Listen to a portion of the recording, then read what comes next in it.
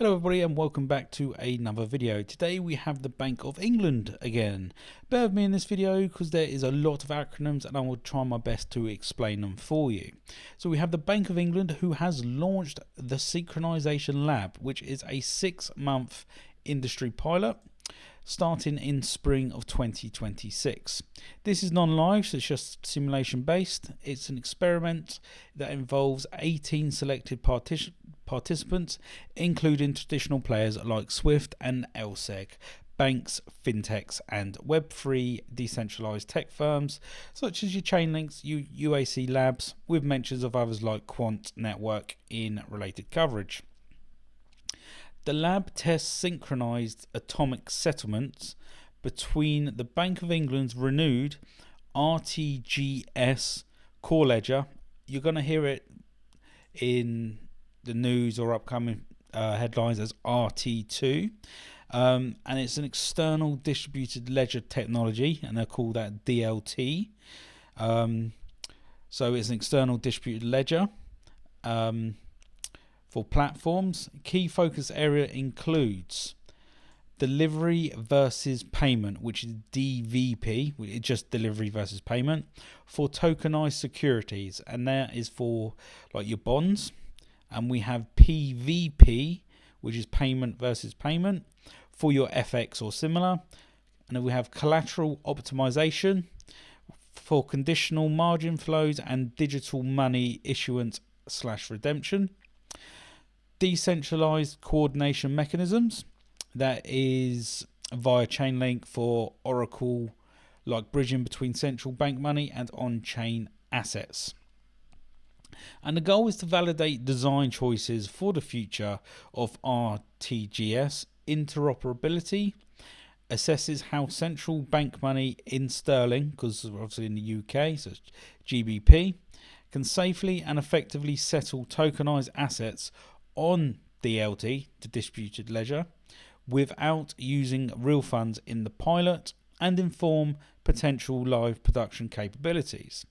This is part of a broader global trend with similar efforts from New York Fed, Singapore, Australia, UAE, and China with cross-borders CBDCs.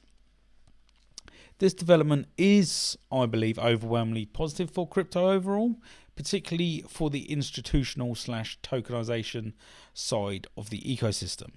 The reason why I think this is because it brings legitimization and mainstream integration. A major G7 central bank is actively experimenting with bridging its core settlement system, which is the RTGS, the backbone of UK sterling payments, to DLT platforms for tokenized asset. This signals regulatory acceptance of blockchain distributed ledger technology in high-value wholesale finance, reducing the crypto versus traditional finance divide, and treating tokenization as a modernization tool rather than a threat. It enables safer, faster atomic settlement, and DVP / PVP reduces settlement risks, which has been a long-standing pain point.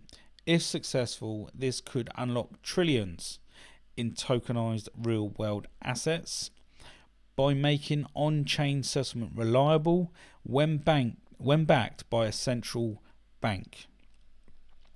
It boosts interoperability and adoption. Participation by Chainlink for the decentralized coordination / the oracles and others. And it highlights how public blockchain infrastructure can plug into regulated systems. Success here could accelerate institutional adoption for tokenized bonds, funds, collateral, etc., increasing demand for underlying crypto technology, again for your oracles, bridges, settlement protocols. And it sets a precedent. The Bank of England's moves encourage other central banks to follow, potentially creating global standards for the hybrid TradFi / DeFi settlement. This supports a broader crypto growth in regulated environments, especially RWAs and stable coins digital money without forcing a full CBDC reliance. And there are some potential downsides, slightly minor. It is non-live and it is exploratory. There is no immediate production impact. And the Bank of England emphasises preserving central bank money dominance, and there's a low appetite for large shifts to private tokenised money. It could reinforce permissioned / regulated tokenisation over fully decentralised crypto if designs favour controlled bridges. Overall, this is a strong bullish signal because the central banks aren't just observing crypto / tokenizations, they're actively designing the infrastructure to incorporate it safely. It positions the UK as one of the leaders in digital finance innovation, and it bodes well, hopefully long term, for the crypto role in the global markets. Please do like and subscribe, and I'll see you in the next video. Thank you.